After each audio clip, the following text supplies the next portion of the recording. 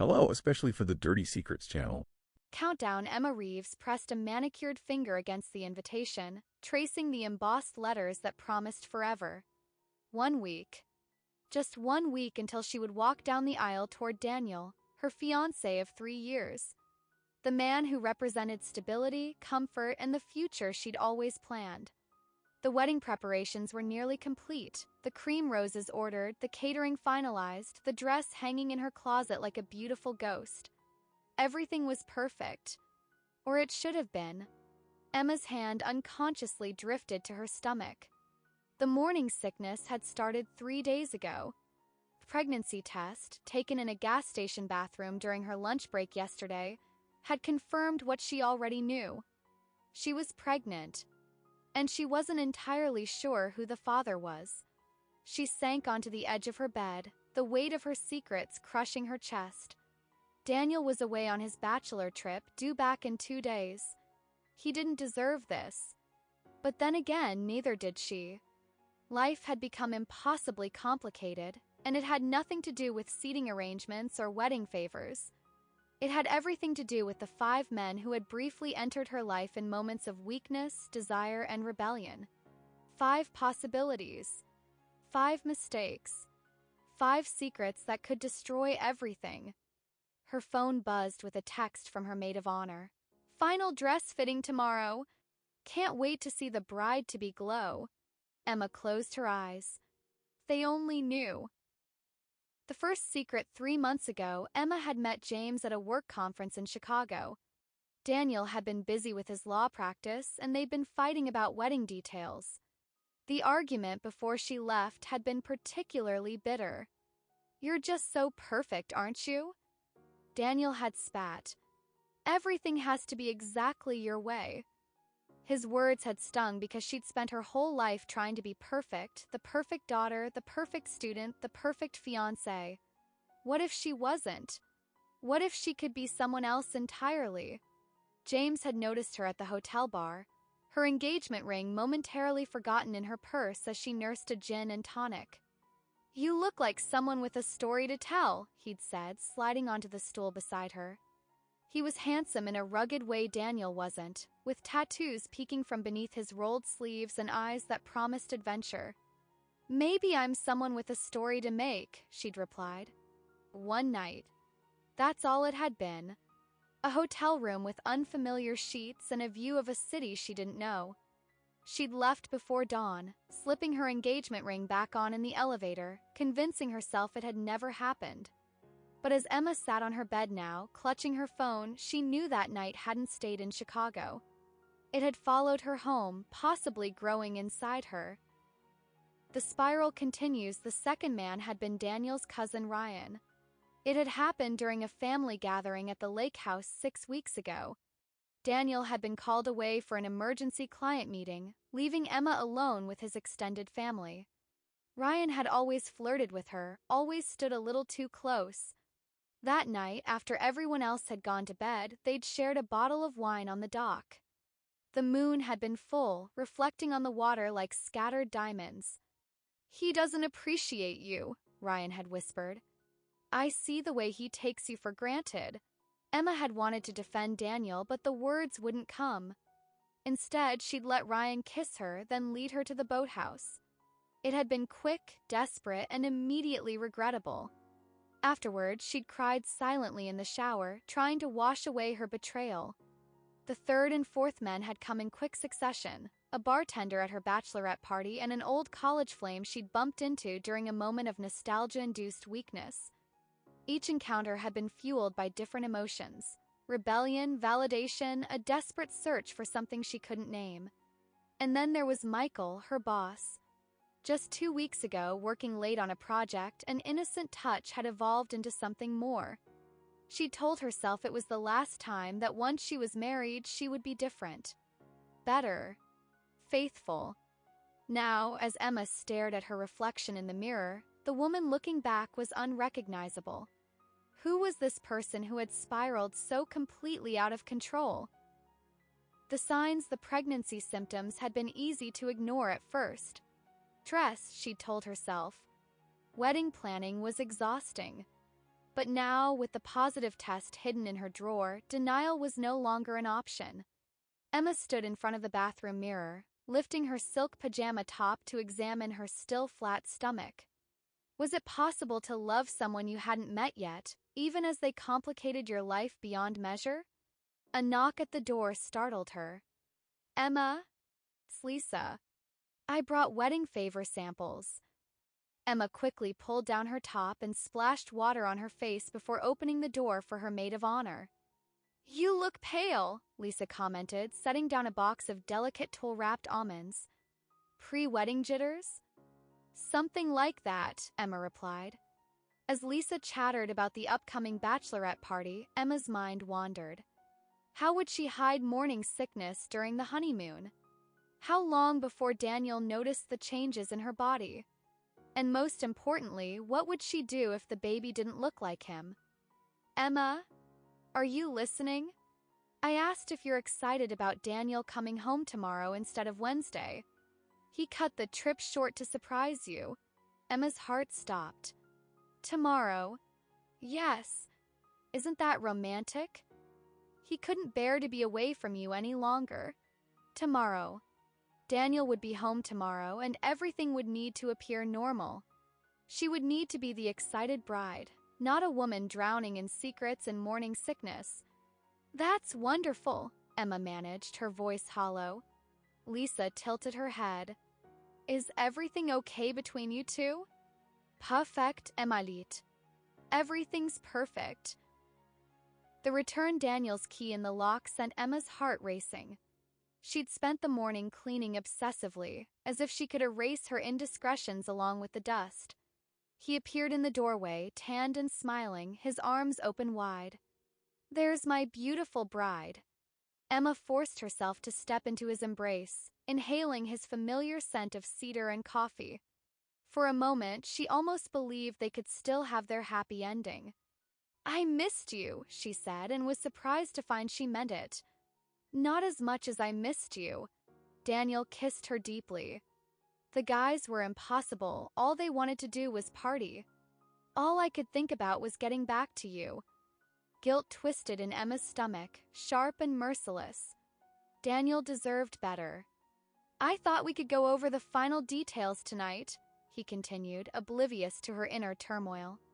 "My mom called about the rehearsal dinner seating." "Actually," Emma said, stepping back, "I'm not feeling well. I think I might need to lie down." Concern immediately replaced Daniel's excitement. "What's wrong? Do you need anything?" His kindness was almost unbearable. "Just a stomach bug," she lied. "Nothing serious." "Let me take care of you," he insisted, leading her to the couch. "Wedding planning can wait." As Daniel bustled around, bringing her tea and a blanket, Emma watched him with a growing sense of dread. He was a good man. He would make a wonderful father. But could she go through with this marriage knowing what she'd done? Knowing the child she carried might not be his? The lies were piling up, a house of cards ready to collapse with the slightest breeze. The text came 3 days before the wedding. Emma was at the final fitting for her dress, surrounded by her mother, future mother-in-law, and bridesmaids. "You look absolutely stunning," her mother gushed as the seamstress adjusted the delicate lace at Emma's waist. Her phone buzzed in her purse, and Lisa, ever helpful, retrieved it for her. "It's from a number you don't have saved," she said, handing it over. Emma opened the message and nearly collapsed. It was a video, grainy but unmistakable, of her and Michael in his office. Beneath it, a simple message. "Congratulations on your upcoming wedding. $50,000 or everyone sees this." "Emma, you've gone white as a sheet," her mother said, rushing to her side. "What is it?" "Nothing," Emma stammered, quickly closing the message. "Just wedding nerves." But it wasn't nothing. Someone had been watching. Someone had evidence. And now they wanted money she didn't have. The rest of the fitting passed in a blur. Emma smiled mechanically as everyone cooed over the dress, all while her mind raced through impossible scenarios. Pay the blackmailer? Confess everything to Daniel? Run away? Back home, alone at last, she replayed the video with shaking hands. The angle suggested a security camera in Michael's office, something she hadn't known existed. Had he set her up? Or was someone else using this footage? Before she could decide what to do, her phone buzzed again. Another message, another video. This one showing her and Ryan at the lake house. Price just went up to $75,000. Tick-tock. Her breaths came in sharp, painful gasps. This couldn't be happening. Not now. Not when she was already dealing with an unexpected pregnancy and imminent marriage. With trembling fingers, Emma dialed Michael's number. "We need to talk," she said when he answered. "Someone has videos of us. They're blackmailing me." His sharp intake of breath told her everything. "Emma, I'm so sorry. I had no idea there were cameras in my office. Meet me at Riverfront Park in an hour. We'll figure this out." But even as she grabbed her keys, Emma knew there was no figuring this out. Her carefully constructed life was already crumbling. Confrontation Michael was already waiting when Emma arrived at the park, pacing anxiously near the fountain. "Show me the messages," he demanded without preamble. Emma handed over her phone, watching his face darken as he viewed the videos. "This is bad," he muttered. "If these get out, we both lose everything. My wife, my job. It's your wedding. Do you know who could have done this?" Emma asked, struggling to keep her voice steady. Michael ran a hand through his hair. "It could be anyone with access to the office security system. Security guards, maybe even cleaning staff. What about Ryan? Do you think these are connected somehow?" "I don't know who Ryan is," Michael said, his voice suddenly cold. "How many others were there, Emma?" The judgment in his tone stung. "That's not relevant right now," she snapped. "What matters is stopping these videos from getting out." "I don't have that kind of money just sitting around," Michael said. "And even if I paid, what's to stop them from asking for more? Or releasing the videos anyway?" Emma sank onto a bench, despair washing over her. "I'm pregnant," she whispered. Michael stared at her, his face draining of color. "Is it?" "I don't know," she admitted. "It could be yours. Could be Daniel's. It could be someone else's. Jesus, Emma." Michael stepped back. "I can't be involved in this. I'm sorry, but you're on your own." As he walked away, Emma's phone buzzed again. A new message, time's running out. Payment details attached. With shaking hands, she opened the attachment. But instead of bank information, she found a video compilation, all 5 of her indiscretions edited together, set to wedding march music. And below it, a final message. "This goes live at 9 p.m. tomorrow unless payment is received. Your choice, bride-to-be." The decision Emma drove aimlessly for hours, her mind racing through impossible scenarios. Pay the blackmailer with money she didn't have? Confess everything to Daniel? Cancel the wedding with some elaborate lie? By the time she returned home, night had fallen. Daniel was waiting, concern etched on his face. "Where have you been?" "I've been calling for hours." Emma looked at the man she was supposed to marry in 2 days, the man who might be the father of her child, but who also might not be. He deserved the truth. But could she bear to give it to him? "Daniel," she began, her voice barely audible. "I need to tell you something." They sat on the couch, the same couch where they'd planned their future together, where they'd laughed and dreamed and loved. Now it felt like a witness to her betrayal. "I've done something terrible," she continued. "Actually, several terrible things." Daniel's face grew still, a mask of apprehension. "What are you saying, Emma?" The words caught in her throat. Once spoken, they could never be taken back. They would change everything, destroy everything. "I'm pregnant," she said finally. For a moment, joy flashed across Daniel's face. Then, seeing her expression, understanding dawned. And, he asked, his voice dangerously quiet.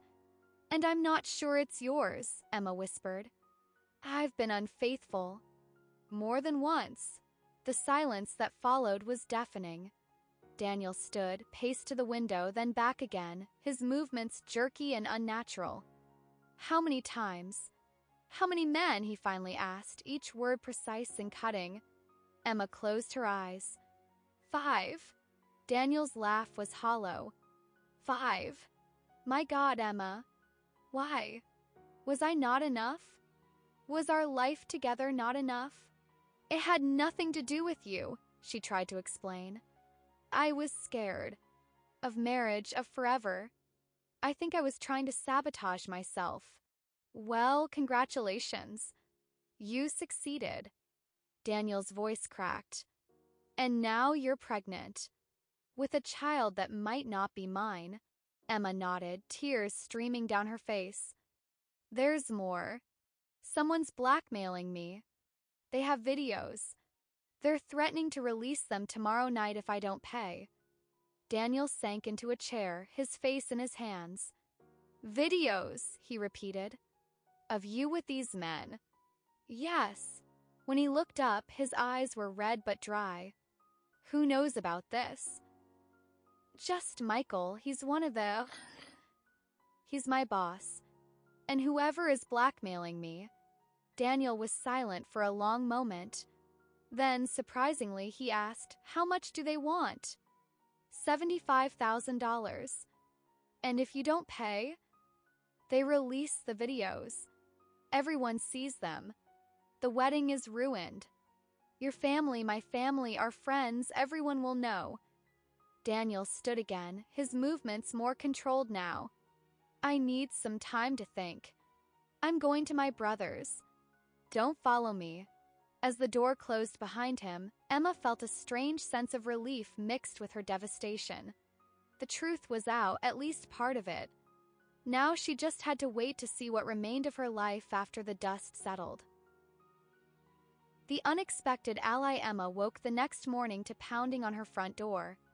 Her eyes were swollen from crying, her body exhausted from the emotional ordeal of the previous night. Lisa stood on her doorstep, her expression unreadable. Daniel called me, she said without preamble. He told me everything. Emma stepped back, allowing her friend to enter. I suppose you hate me now too. I'm not here to judge you, Emma, Lisa said, setting down her purse. I'm here to help you figure out who's blackmailing you. Emma stared at her in disbelief. Why would you help me after what I've done? Lisa's expression softened. Because despite your mistakes, you're still my friend. And whoever is doing this is committing a crime. Together, they reviewed the blackmail messages. Lisa, who worked in IT, examined the metadata carefully.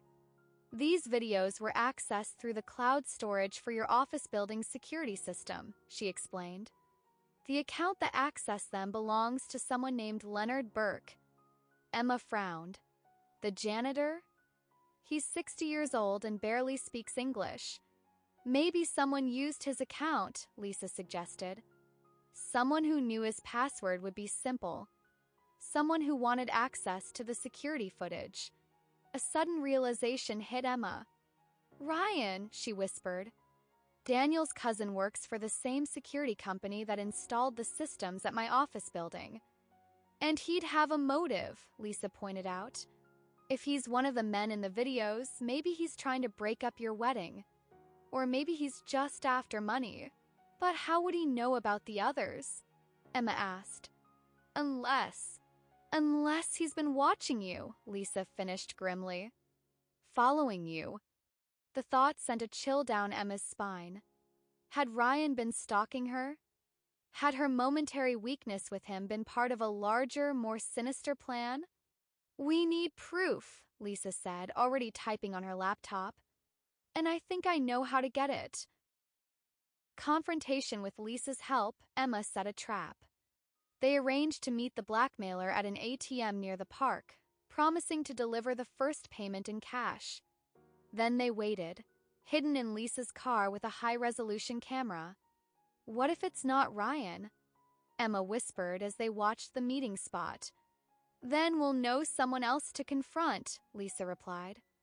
Either way, we're not letting this person ruin your life.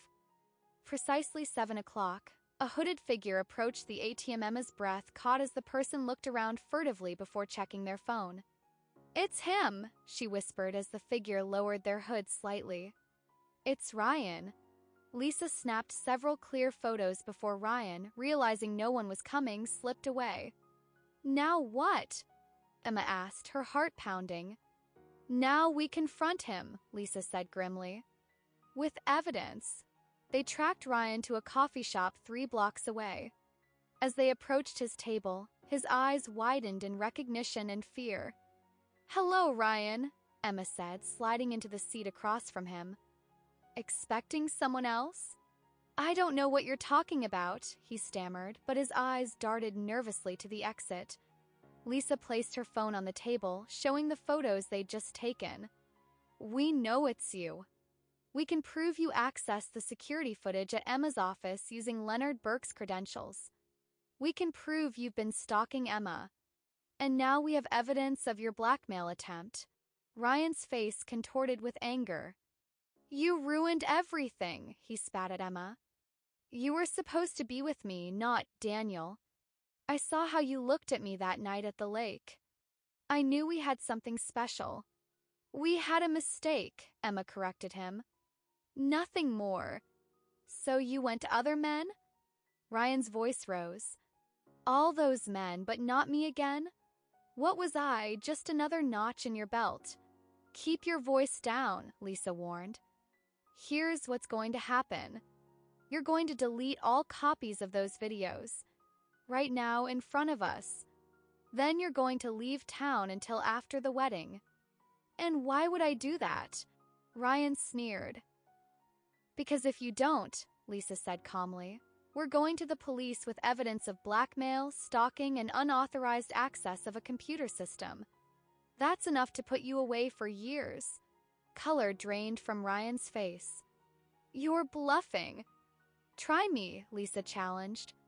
For a long moment, no one spoke. Then, slowly, Ryan took out his phone. Fine, he muttered. But this doesn't change who you are, Emma. A cheat. A liar. Daniel deserves better. As Emma watched him delete the videos, she felt no triumph, only a hollow ache. Because despite everything, Ryan was right about one thing. Daniel did deserve better. The aftermath, the day before what should have been her wedding, Emma sat alone in her apartment surrounded by gifts that would need to be returned, reservations that would need to be canceled, and dreams that would never be realized. Daniel had not returned her calls. Their families had been told only that the wedding was postponed indefinitely due to unforeseen circumstances. The blackmailer had been neutralized, but the damage was already done. A knock at the door roused Emma from her thoughts. She opened it to find Daniel standing there, his expression unreadable. Can I come in? He asked. Emma stepped aside, her heart pounding. She had expected anger, accusations, maybe even hatred. Instead, Daniel seemed calm, almost resigned. I've been doing a lot of thinking, he began, sitting on the edge of the couch. About us. About the baby. Emma remained standing, afraid to hope. And, I can't marry you tomorrow, Daniel said simply. I don't think you're ready for marriage. I don't think I can trust you right now. Emma nodded, tears welling in her eyes. It was no less than she deserved. But I also can't walk away completely, Daniel continued. Not when there's a chance this child is mine. Not when, despite everything, I still love you. Emma stared at him in disbelief. What are you saying? I'm saying I want a paternity test when it's safe to do one. I'm saying I want us to go to counseling separately and together. I'm saying I'm not giving up on us yet, but I need time. Relief and gratitude washed over Emma in equal measure. It wasn't forgiveness, not yet, but it was a chance. More than she deserved, but exactly what she needed. I'll do whatever it takes, she promised. Therapy, time, space, anything. Daniel nodded. his eyes meeting hers for the first time. "I believe you, and I believe people can change, can be better. But it won't be easy and it won't be quick." As they sat together in the apartment that had once symbolized their future, Emma realized that her mistakes, painful as they were, had forced her to confront truths about herself she'd been avoiding. Her fear of commitment, her self-destructive tendencies, her need for validation. Path ahead would be difficult. There would be judgment from others, hard conversations, and countless moments of doubt. Child growing inside her would be born into complexity. But for the first time, Emma felt ready to face the consequences of her actions with honesty and courage. Not all broken things could be fixed, but some could be rebuilt, stronger at the fractured places. And sometimes the most beautiful beginnings emerged from the ashes of what was lost. As Daniel reached for her hand, tentatively but intentionally, Emma allowed herself to hope that this might be one of those times. Thank you for watching. If you liked the story, like, subscribe to the channel and share with your friends. Thank you.